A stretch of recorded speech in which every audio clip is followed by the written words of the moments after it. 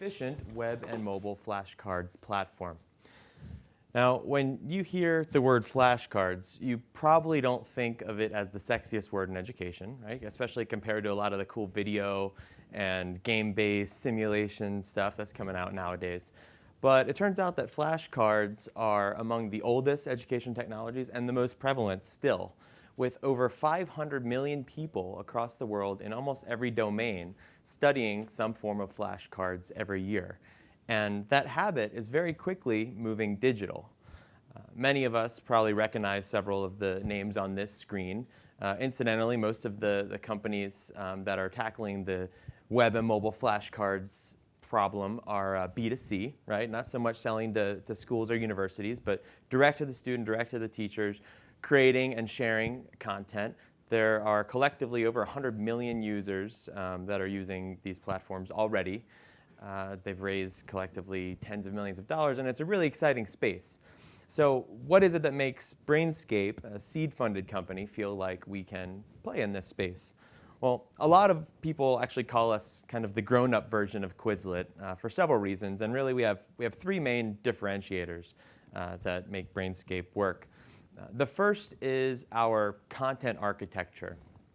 Our users have created over 145 million flashcards, and they themselves had helped categorize the flashcards. But we also have a machine learning algorithm that every night crawls our database, uses natural language processing, and categorizes the content based on least common denominator course catalogs found in universities and K-12 schools. So what does that mean kind of in practice? That means, and don't worry about having to read that, but if you're digging through the Brainscape directory, if you don't want to actually just do a search, you can find so many different layers of content and nodes. So if we look at, say, endocrinology under medical and nursing, we'll find not just loose sets of endocrinology flashcards, right? In some other platforms, you search for this type of word, and you might find something called endocrinology, chapter 17, and it's got 20 flashcards, and you're like, OK, what do I do with this?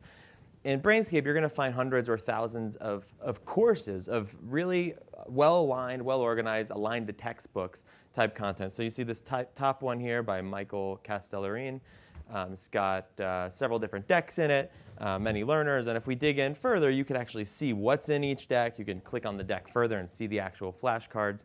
People can collaborate to offer suggestions, improvements, and make the content better. So the crowd is essentially mapping the world of learning into its bite-sized building blocks, which is a structured data set that can power many, many other types of learning tools in the future, and also something that Google loves.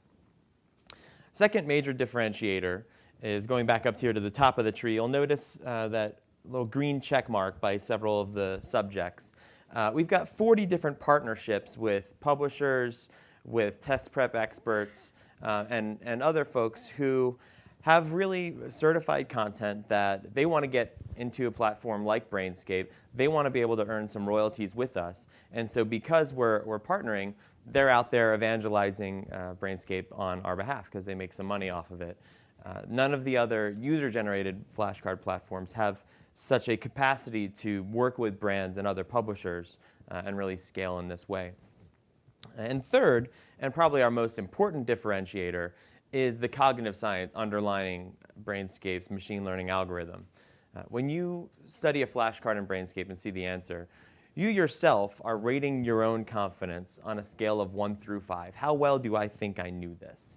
And Brainscape uses that confidence rating to determine how frequently to show it to you, with the hard ones coming up really frequently and then decreasingly so as you adjust your confidence ratings. Now, it turns out that getting the interval of time right as you optimize your study stream is the single most important factor in your ability to retain information.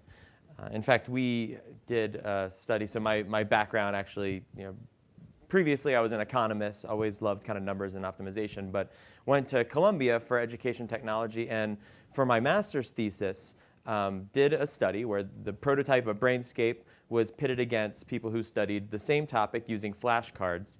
And it turned out that those who used Brainscape to study perform more than twice as well on a post-test than those who use traditional flashcards. And that was just in 30 minutes of studying. So you can imagine the accrued study benefits when you're talking about thousands of Supreme Court cases or medical diagrams or bartending recipes or verb conjugations or French vocabulary words or Series 7 financial regulations or facts about a pharmaceutical drug that you're supposed to be an expert on and selling. There are so many applications for Brainscape, and particularly we've been the most sticky, even though we've got users across all K-12 and corporate, in areas where you've got high stakes and have to study over a very long period of time. So medical students, nursing students, law students were an indispensable tool for these people for several years. Some of them spending, and I'm not even kidding, 20 to 30 hours per week in Brainscape. That's half of their life. I mean, if you're a med student, that's what you do is you study. They're living in Brainscape.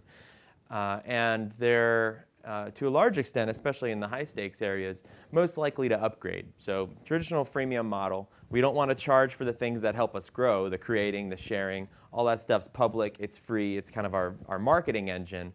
But there's a whole bunch of conveniences that you'll bump into, including the premium content that we showed earlier, that you'll eventually upgrade to Brainscape Pro and pay us an average of $5 or $10 a month. So over the last several years, we have had a bunch of up and downs and learned a lot in the process and are finally figuring out the social viral loop of getting content created, indexed by Google, shared, and are on a really good growth trajectory, looking to do close to 1 million active users this year. We are profitable, based in both New York and San Francisco, and are really jumping on a trend of just the way all consumer media is consumed nowadays. It's all moving toward bite-sized mobile cards. We've all got ADD. We want to just be able to flip through things in real bite-sized chunks, and no one really owns that space yet in studying.